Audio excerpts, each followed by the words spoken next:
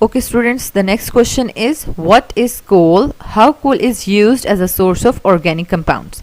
तो बेसिकली अब हमने जनरली इसके बारे में बताना है. सबसे पहले तो ये ऑर्गेनिक कंपाउंड्स का सोर्स है और ये प्रोड्यूस कैसे हो रहा है, ये इसकी सारी डेफिनेशन है. ठीक है, देन इससे डिफरेंट ऑर्गेनिक कंपाउंड्स कैसे हम बना सकते हैं. एक तो डिस्ट्रक्टिव डिस्टिलेशन से हमारे पास ये 3 फ्रैक्शंस आ रहे हैं. ठीक है, देन कोल तार की फर्दर फ्रैक्शनल डिस्टिलेशन से हम मोर देन 200 ऑर्गेनिक कंपाउंड्स जो है वो ले सकते हैं. And this is the flow sheet diagram कि इनमें से अगर आपको कोल तार के फर्दर फ्रैक्शंस में से आप एग्जांपल्स इनको याद कर सकते हैं कि बेंजीन, टॉलिन, जनरली आप लिख सकते हैं कि हम ये कोल तार से हम गेन करते हैं. ओके स्टूडेंट्स,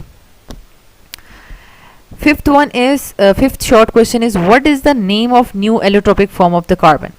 स्टूडेंट्स मैंने अभी इन जितने भी आंसर्स जो हैं वो आपको शो कर रही हूँ, मैंने एक ही स्लाइड पर उनके आंसर्स को लिखा है ताकि आपको पता चल सके कि पूरे एक क्वेश्चन का क्या पूरा आंसर हमने लिखना है. ठीक है, फॉर एग्जांपल ये हमारे पास डेफिनेशन है, तो ये मतलब हमारे पास न्यू एलोट्रोपिक फॉर्म को अटेम्प्ट करना है हमने. ठीक है, तो in 1985 a new group of allotropic forms of carbon was discovered.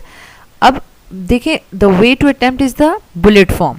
Bullet form में आपने अपनी इंफॉर्मेशन देनी है. क्या क्या आपको पता है. These have carbon atoms ranging from 40 to 100.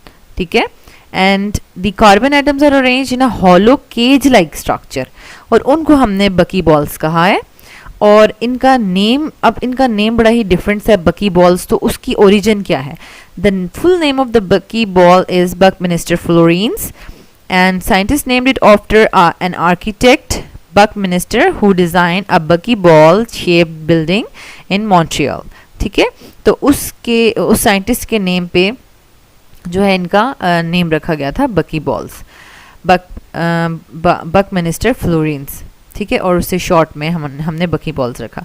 अब यूजेस जो है वो आपसे शॉर्ट क्वेश्चन में पूछा जा सकता है, बेसिकली ऑब्जेक्टिव में पूछा जा सकता है.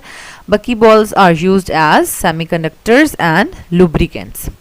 देन एग्जाम्पल में देखें, अब बहुत ज़्यादा बकी बॉल्स की फॉर्म हो सकती हैं. The carbon atom can be range from 40 to 60, like 40 carbon atom वाली भी बकी बॉल हो सकती है, 45, 50, 60, 80.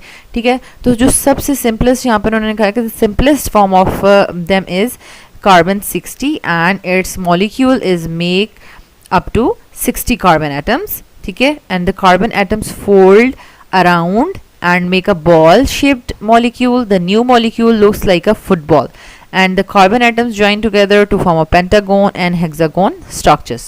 तो अब स्टूडेंट्स ये यहाँ पर हमने इसकी स्ट्रक्चर देख लिया है. आपको स्ट्रक्चर ड्रॉ नहीं करनी पेपर में, you have to just write some information कि बकी बॉल जो है न्यू एलोट्रोपिक फॉर्म के बारे में आपको क्या क्या इन्फॉर्मेशन है. बट देखिए, the way to attempt this is definition, name, uses and example. And sixth question is what is homologous series. Okay students, यहाँ पर हमारे पास इसकी definition है along with example. अब यहाँ पर मैंने alkane family of organic compound की होमोलोगस सीरीज के 4 मेंबर्स ड्रॉ किए हैं. तो आप खुद से या तो अल्कोहल, अल्कीन्स, अल्काइंस, कोई भी फैमिली ऑफ ऑर्गेनिक कंपाउंड के यहाँ पर होमोलोगस सीरीज के मेंबर्स शो कर सकते हैं. ओके स्टूडेंट्स, देन यहाँ पर हमारे पास यहाँ पे ये इसका जनरल फार्मूला हमने शो कर दिया है. CnH2n+2 मीन्स कि अल्केन के तमाम होमोलोगस सीरीज के मेंबर्स जो है वो ये फार्मूला फॉलो कर रहे हैं. तो इसलिए अगर आप अल्कोहल्स की एग्जांपल लिखते हैं, you have to write the general formula for the alcohol. ठीक है, अलॉन्ग विद 2, 3 आपने इंपॉर्टेंट यहाँ पर लिखने हैं. इम्पॉर्टेंस के होमोलोगस सीरीज इंपॉर्टेंट क्यों है. तो बेसिकली स्टूडेंट्स यहाँ पर कैरेक्टरिस्टिक्स और इम्पॉर्टेंस में थोड़ा सा फ़र्क है. जैसे कि हम कैरेक्टरिस्टिक में ये पॉइंट भी लिख देते हैं कि each member of the homologue is differ from each other by CH2 unit. ठीक है, ये तो इसकी कैरेक्टरिस्टिक्स हो गई, लेकिन ये इसकी इम्पॉर्टेंस नहीं है. मतलब इम्पॉर्टेंस क्या है कि ठीक है, अगर हमने डिफरेंट ऑर्गेनिक कंपाउंड्स को, एक फैमिली को होमोलोगस की फॉर्म में अरेंज कर लिया है, तो ये हमारे लिए क्यों इम्पोर्टेंट, क्या हमें ये कोई एडवांटेज दे रहा है? यस, ये दे रहा है, क्योंकि अगर हम क्योंकि तमाम कंपाउंड्स जो हैं वो एक ही सिमिलर मेथड से प्रिपेयर हो सकते हैं, उनकी प्रॉपर्टीज़ भी सेम होती हैं, और उनकी जो मॉलिक्यूलर वेट के साथ उनकी जो वेरिएशन आ रही है फिजिकल प्रॉपर्टीज़ में, वो जनरल इंक्रीज या डिक्रीज आ रहा है। तो अगर if one member of the series is studied in detail, the same properties can be assigned to other members also. तो ये बेसिकली इंपॉर्टेंस है। तो स्टूडेंट्स अटेम्प्ट करने का जो है वो मेथड आपको आना चाहिए, क्योंकि at this higher level of FSc आप डायरेक्टली बुक से कॉपी पेस्ट नहीं कर सकते एक्सेप्ट डेफिनेशंस। ठीक है, डेफिनेशंस को आप कोशिश किया करें कि आप उसी तरीके से अटेम्प्ट करें जैसे कि वो हैं अपनी फॉर्म में, बट बाकी आपको खुद से क्वेश्चन को अटेम्प्ट करना आना चाहिए कि हमसे इंपॉर्टेंस पूछी गई है, करेक्टरिस्टिक्स पूछी गई हैं, क्या पूछा गया है। ठीक है, okay. The last question is how sulphur can be detected in organic compounds. तो बेसिकली स्टूडेंट्स यहाँ पर सिर्फ या तो इक्वेशंस लिख देते हैं, ठीक है, तो या फिर सिर्फ थ्योरी लिख देते हैं, लेकिन आपके पास थ्योरी और इक्वेशंस दोनों बहुत ज़्यादा इंपॉर्टेंट है। तो ये स्टार्ट कैसे होगा? Prepare lysine solution. अब कुछ स्टूडेंट्स यहाँ पे लिजाइन सोल्यूशन की प्रिपरेशन लिखना शुरू कर देते हैं।